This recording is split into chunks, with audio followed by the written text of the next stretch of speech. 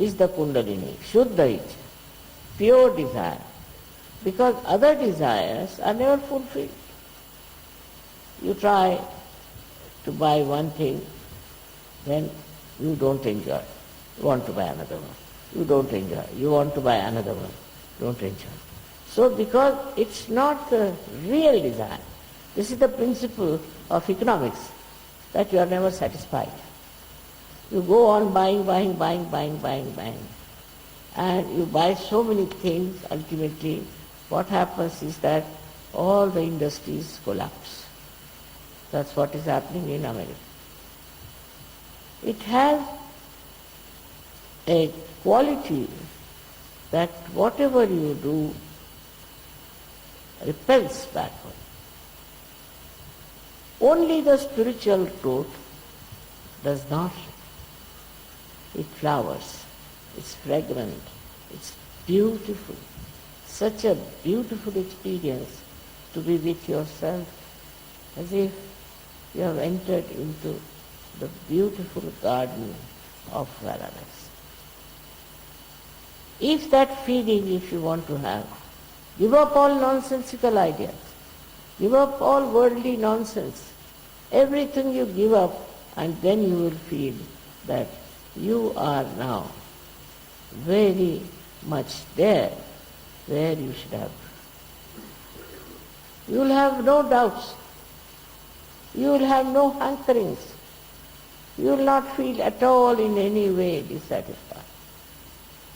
But some people are still at a very elementary state. I know I have not told them.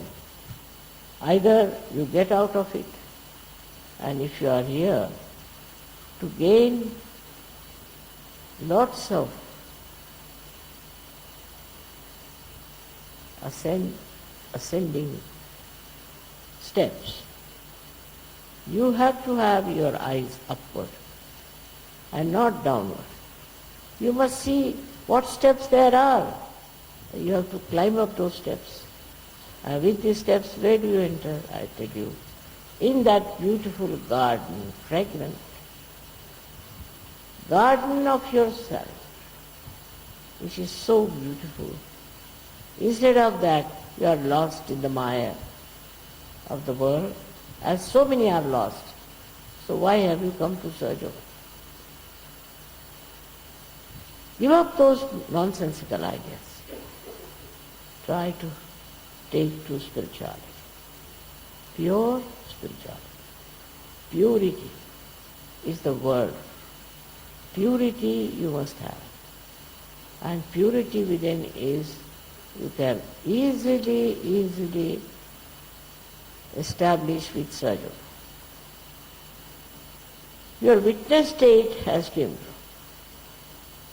Witness state has to be projected so much that this conditioning and ego of reaction will finish off.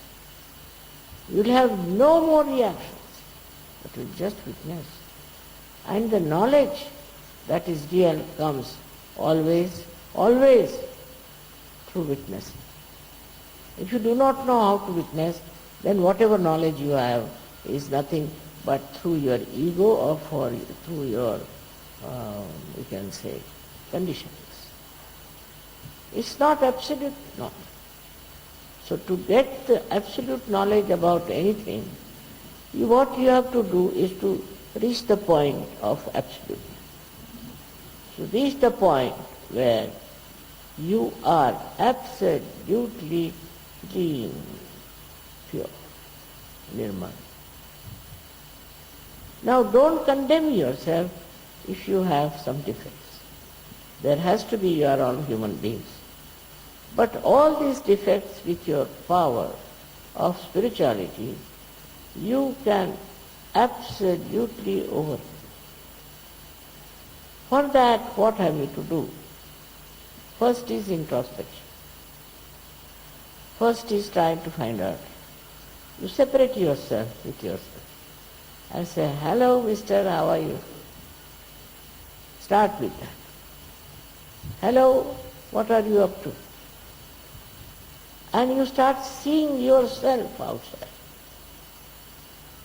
and eradicating, removing all that is not yourself. That knowledge of self comes to you when you want the knowledge. It should be pure desire to know about the self. You are special people, no doubt. You are all chosen to be very, very special, no doubt. There must be something about you that you have come to the state where you are trying to become the self. Self is absolutely self-satisfied. It does not need anything to satisfy itself. Actually, it is satisfaction personified. It just sees things, it just watches things, it just witnesses, and while witnessing anything, it knows. It knows. You don't have to tell, this is this or this is what. You don't have to express too much anything. It's just self-expressing. If you are a clean person, your desires are clean, and that you just have pure desire to ascend. So again I have to talk about Kundalini, that you must have a Kundalini completely establishing itself within you, completely expressing within you, completely enlightening yourself. Such a Kundalini should be there, and only possible if you do not put hurdles in her growth. If you allow it to grow, it grows, and it works out.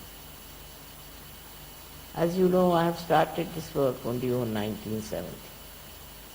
Not because I could not start it earlier, not because there were all bad people in this world, but because I was waiting myself to be deft in dealing with all kinds of kundalinis. I had to work out all the permutations and combinations that were there. And then I just thought, if I could get hold of a way by which all these combinations can be worked out in one line, then only Kundalini will rise. And it worked, it happened. With a sincere desire, because I felt very sad about people who are spending their lives in something very nonsense. They cannot enjoy anything. They have no genuine feeling for anything. They have no genuine love for anything. And they are not even loved. They cannot love, they are not loved, and they are in misery. So, it was very deliberate action on my part, I should say, that I watched human beings very carefully. Why they do it like this? Why they behave like this? Why are they not understanding? Why are they harsh? Why they shout? Why they beat? Why they do all this? Because of imbalances. But with introspection, if you start seeing those imbalances, you now know how to cure yourself, and you can really work it out. You have to just work on your chakras. See which chakra is catching. Where is the problem? You have to respect yourself in such a way that you become your own doctor and you know everything about yourself. This is wrong with me. Why am I catching? Why am I catching on that chakra? Why this is happening? This is the education you have to give it to yourself, which will be only possible if you experience all those catches. It is for you to grow now. Grow into great people, great personalities, very tremendous people who have made history, who are respected. All those great saints and all that also were of great caliber, but they didn't know how to raise the kundalini, which you know. You have something special knowledge how to raise the kundalini, how to judge the kundalini, how to understand where is the problem. And also you know how to tell that person about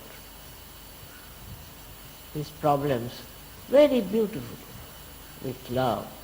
So the message of your spirit is that you should love each other. If you do not love someone, then what's the matter?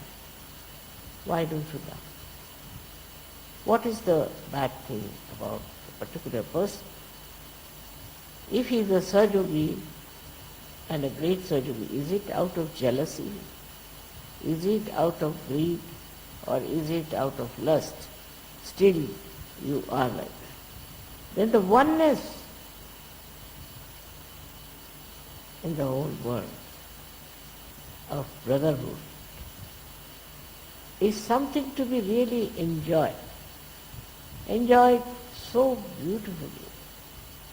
See all these things you have here. There's so much harmony among them. So much harmony because it is done with love. If you do anything with love, it's very harmonious. It creates such harmony among people. You see, the enjoyment of each other's company, the enjoyment each other's achieve is so much joy-giving that I cannot describe it in words. It's impossible. Words cannot communicate to you that feeling that you have. As I told you, feel as if you are in the Garden of Eden. That sort of a feeling should come into you. When you yourself, you know. Because when you know yourself, actually you know your own being. And you are so happy that yourself is so beautiful. That you are so beautiful. That you are so joyous. That you have all these things. To know that within you is really, really very much fragrant with enjoyment. That state you must have.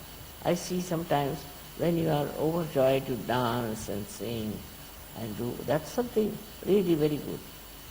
But all the time your spirit should dance at the smallest things. At the a little thing that is made, say something artistic you see, something you see, a gesture of kindness, a gesture of gratitude. You feel